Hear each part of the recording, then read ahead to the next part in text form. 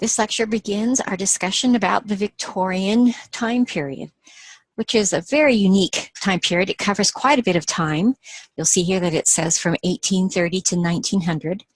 Queen Victoria herself begins her reign in 1837, and it continues until 1901. So she rules for a very long time and is extremely influential.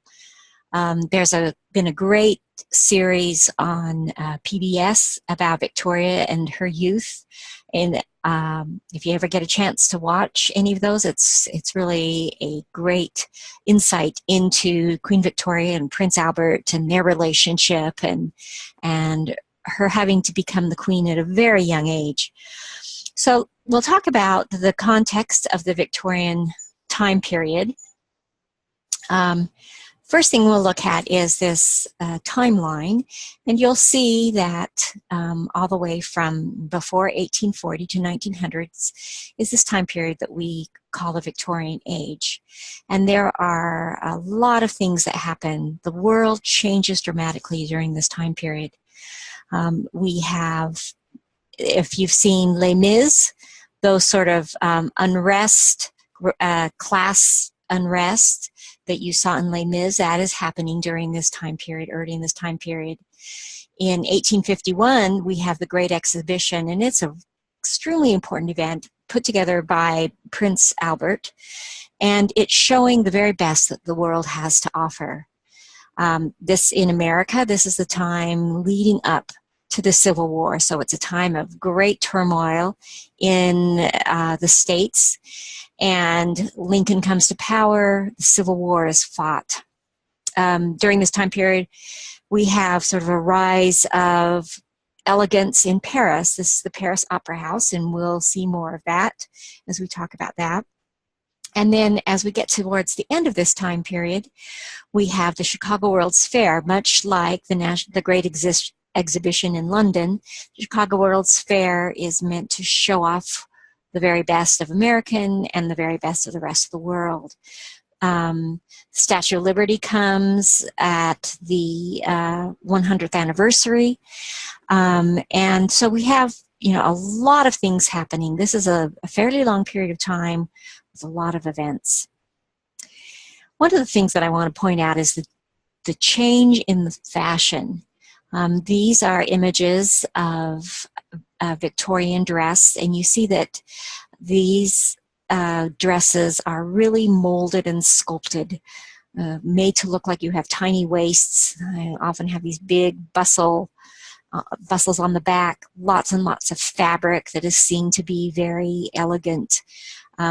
But these are, when we think about Victorianism, we think about things being a little bit more restrained, and certainly you see that in all of the restraint, the corsets, and all of those things that are a part of Victorian dress.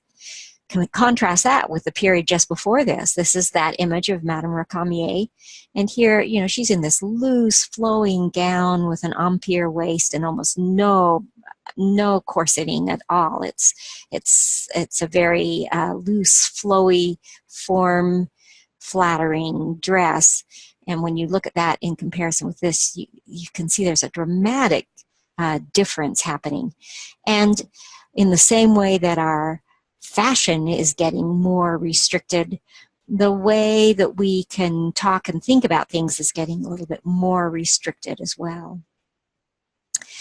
Here are some images of more day-to-day life with people in their homes during the Victorian period. One of the things that's really important about this time period is, there's a rise of the working class. Men are out of the home working. Women are expected to be in the home raising the family. And that is seen as a really important role for women. They're expected to decorate their homes, and they're able to do that with a lot more choice during this time period. There are a lot more products available. But the home is really seen as this sort of moral environment that is influenced most by a woman in the way that she furnishes the home and the kinds of activities that happen within the home. So here are Victoria and Albert. Albert died quite young. He died in 1861. So what would he have been? He would have been, what is that, 42. And they married quite young. Victoria was maybe not even 20 when they were married. It really was a marriage of love as well as convenience. Prince Albert was from a noble family. In that time frame, they had 9 children together, so she was pregnant a lot. And Albert really wanted to be involved in the ruling of England, and he was very influential in promoting workers' rights, in promoting healthy housing for all people, in expanding the Industrial Revolution and its consequences within England and throughout the world. He was very influential, and after he died, Victoria was in mourning for the rest of her life. She would take his clothing out, lay out his clothing every day, just as she had done for him when he was still living. It's really a very sweet story. Upon her death, her children had married into almost all of the noble houses throughout Europe. So during Victoria's reign, there are major transformations of life and society. The Industrial Revolution that began in the 18th century has really come into full swing, and it absolutely alters how people live, how they work, how they play. There's more free time available. There's more income available. Before this time period, there were these sort of assumptions that you could only have good taste if you were wealthy or if you were well bred. Issues of rank started to deteriorate during this time period.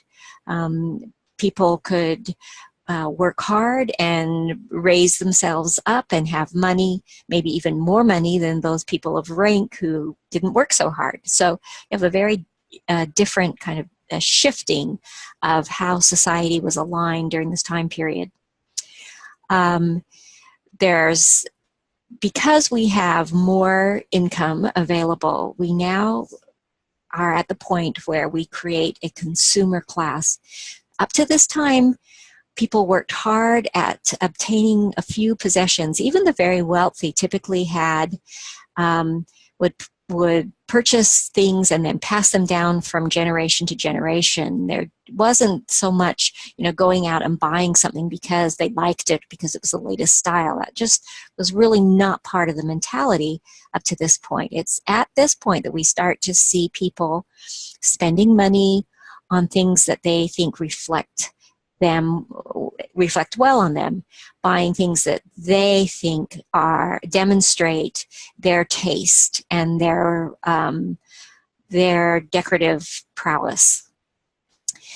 There's a real explosion of goods that are produced, and usually things are now made by machine and made to look like things that have been handmade. So for years and years and years, only the very wealthy could afford handmade, beautiful furniture. And now you have machine-made furniture that rivals the handmade furniture in appearance. Sometimes not so well. Sometimes the machine-made things are of a much poorer quality, but sometimes they use materials that are even more durable than the original. So you have this rising consumer, this idea of consumption. During this time period, you have people who are looking to the past. There's a great deal of historical revivals. So during this time period, you have people looking back to the medieval age. You'll remember that in the picturesque, the English picturesque that was part of Regency, they were looking back to the Gothic and the Tudor, those styles, and that continues into the Victorian age. Choices are now made because of appearance, for appearance's sake. So people might choose to decorate in the Gothic Revival style because they see the Gothic style as being deeply religious and not pagan like the Greek Revival style. They might choose the Gothic style because it reminds them of the chivalry of an earlier age. So it's these associations. We started talking about this before, but this continues to be really important during this time period.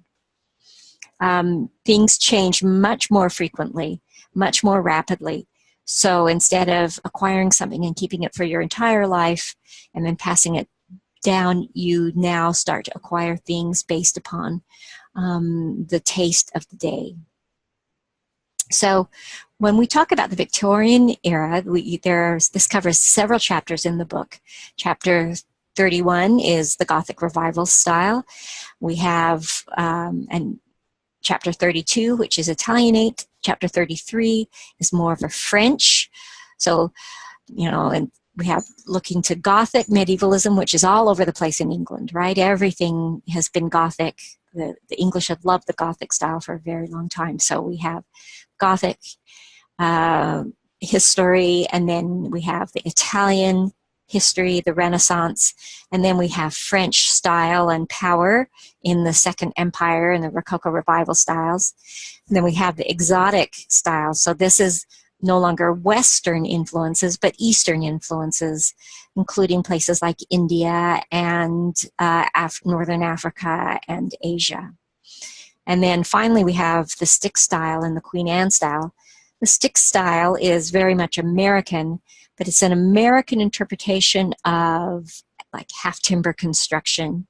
And then Queen Anne is has nothing to do with the Queen Anne furniture that we have already learned about.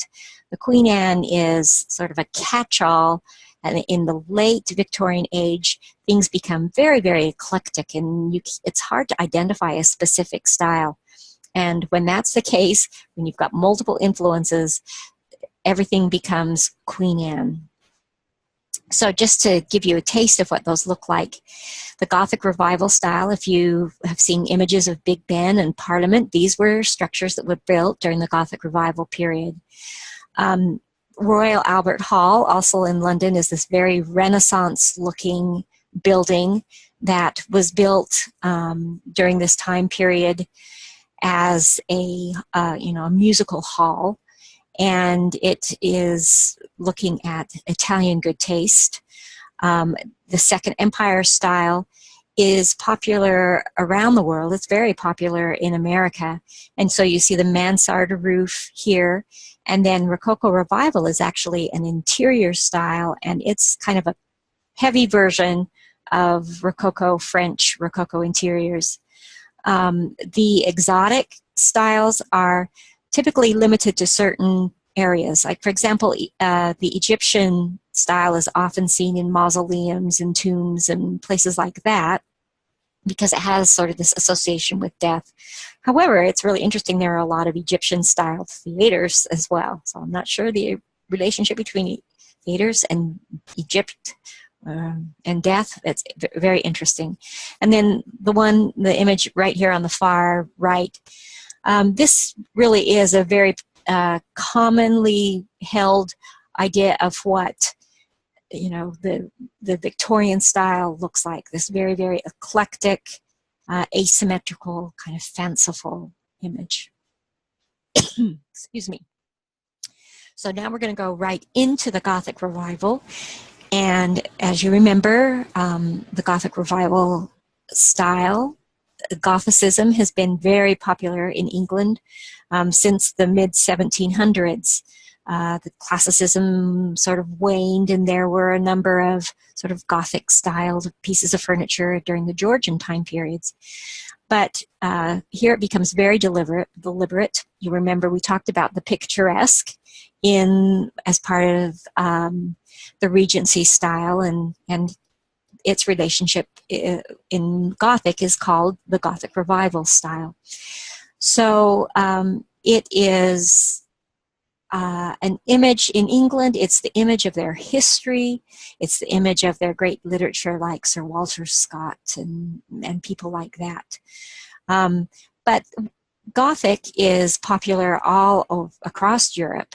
France and Germany claim Gothic as part of their heritage as well. And so when you see a Gothic revival building, it doesn't look like the real Gothic, because you would never have seen a Gothic building that was this big, right? This is a big, huge complex. You would never have seen a tower this big.